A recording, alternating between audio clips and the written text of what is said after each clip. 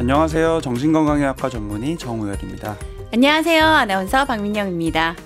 오늘은 이 이야기를 나눠보죠.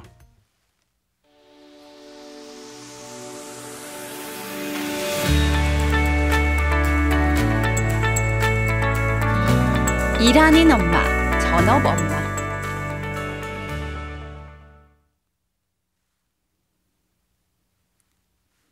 일하는 엄마는 엄마대로, 전업 엄마는 엄마대로 각자가 다 아쉬운 게 있죠. 또 서로가 좀 부러운 것도 있고요. 우선은 전업 엄마부터 말씀을 드리면은 내가 결혼과 출산 전에는 일을 하다가 임신 기간을 통해서 또는 출산 이후에 전업 엄마가 되는 경우들이 많고, 그럴 때 특히 이제 신경이 복잡해지는 경우가 많은 것 같아요. 아이를 위해서 일을 이제 그만할 때, 물론 머리로는 내가 뭐 아이를 키우는데 집중하기 위해서 일을 잠시 뭐 그만둔다 이런 식으로 이제 생각을 할 수 있지만, 이 감정으로는 순간순간 복잡한, 뭔가 불편하고 뭔가가 불만족스럽기도 하고 불안하기도 하고 이런 감정들이 올라올 수밖에 없는 상황인 것 같아요. 그러니까 아예 생각하기가 싫죠, 이런 거 자체를. 그러면 일을 중단한 선택이 나의 의지였는지 아니면 상황에 밀려서 한 선택이었는지에 따라서 그 느낌이 좀 많이 다르겠죠? 그렇죠. 근데 이거 역시도 막 명확하게 구분되는 게 아니라서 주변에 뭐 아이를 돌봐줄 사람이 없다, 뭐 이런 상황이 있을 때 스스로 나는 아이를 돌볼 거야 라고 선택했다고 쳐도 이 상황 때문에 그 선택에 영향을 주는 게 사실은 있으니까 명확하게 구분할 수가 없고, 머리로는 내 선택이었어 라고 생각을 하지만 감정으로는 뭔가 떠밀려 온 등 떠밀린 그런 느낌일 수 있고. 네, 맞아요. 막상 내가 또 일을 하기로 결정했다고 해도 어떤 아이의 모습을 보게 되면 이게 다 내가 일을 해서 그런 거 아닐까? 내가 얘하고 시간을 많이 안 보내서 이런 일들이 생기는 건 아닐까? 이런 또 좀 후회나 죄책감 같은 것도 들더라고요. 네. 근데 그거 자체가 사실은 제일 중요한 포인트는 내가 스스로 당당하고 떳떳하지 않았을 때 뭔가 찜찜함이나 이런 게 남아 있었기 때문에 아이의 그런 행동이나 이런 상황을 보고서 여기다가 그 원인을 잡고 이렇게 이해를 하게 되는 경우가 많은 것 같아요.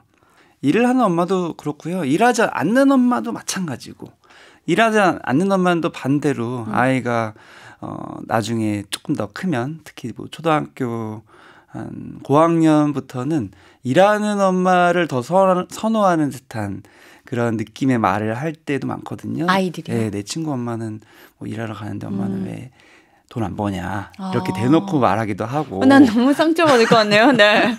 너 키우나 그랬어 라고 말하면 안 되나? 근데 또 아이 입장에서는 그게 뭐 이렇게 비교를 하고 누가 더 훌륭한데 엄마는 왜 이래 이런 식으로 비난하는 게 아닌데도, 그냥 하는 말인데, 그냥 눈에 뭔가 달라 보이니까 그냥 하는 말인데도 내 마음에 위축된 게 있을 때는 그 말이 꼬여서 들리는 거죠. 엄마를 무시하는 듯한.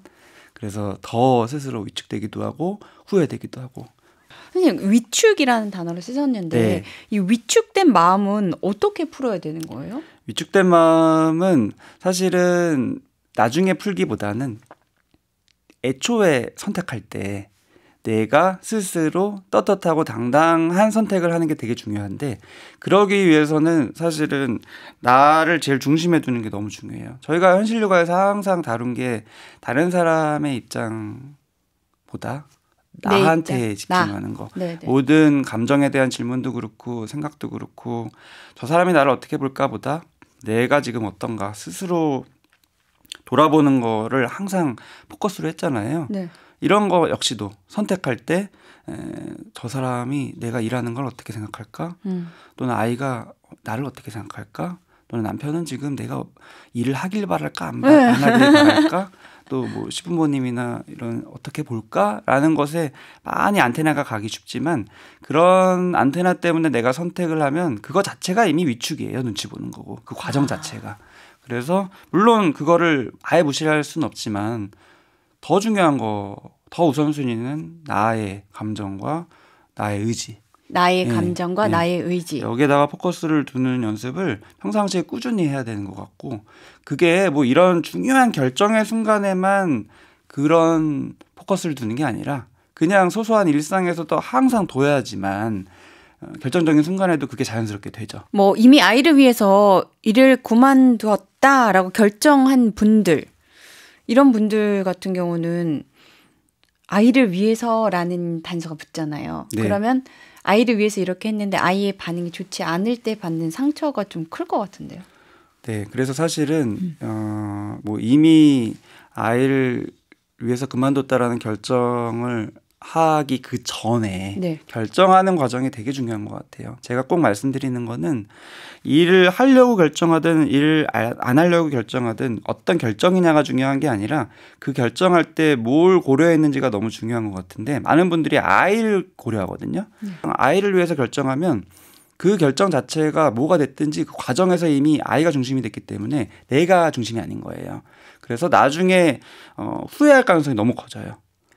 내가 지금 아이 엄마로서 결정하는 게 아니라 그냥 나 혼자만을 봤었을 때 나는 일을 하고 싶은 사람이냐 아니면은 뭐 육아와 가사나 이런 걸 하고 싶은 사람이냐 이렇게 결정을 해야지 그게 고스란히 내 결정이 되고요. 이제 반대로 아이를 중심에 뒀을 때 결정하게 되면은 무슨 문제가 생기냐면은 아이 탓하게 되기가 쉬워요. 그럼 일하는 엄마는 육아의 일정 부분을 좀 포기해야 되나요?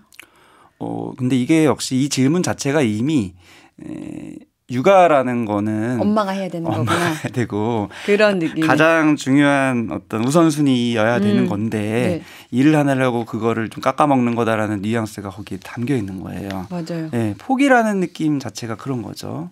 아까 뭐 아이를 위해서 포기했었을 때 나중에 또 이제 아이를 비난하게 되는 얘기도 했지만 반대로 내가 아이를 위해서 일을 할 때도 역시 아이를 비난하게 되기도 하고 또 아이한테 더 많은 부담을 은연중에 자꾸 주기도 하고 내가 지금 너를 위해서 이렇게까지 일하면서 고생하는데 또는 너를 위해서 이렇게까지 내가 포기했는데 아이한테 은연중에 말과 행동과 이런 식으로 전달될 수밖에 없어요. 엄마는 생각보다 아이한테 많은 걸 흘려요.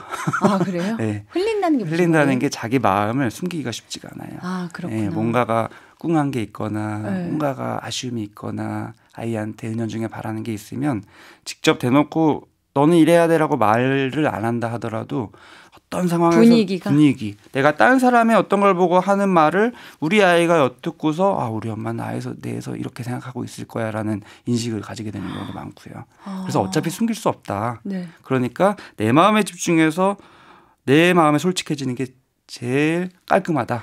이런 얘기를 드리고 싶은 거예요. 선생님이 상담 얘기를 하셨는데 그럼 이걸 혼자 스스로 못하는 경우도 생기잖아요. 너무 마음이 불안하거나 이럴 때는. 그럼 상담을 받으러 가면 그 상담을 받는 뭐 절차나 과정이 내 마음을 보게끔 하는 경우인가요? 네, 그게 제일 중요한 상담의 이유죠.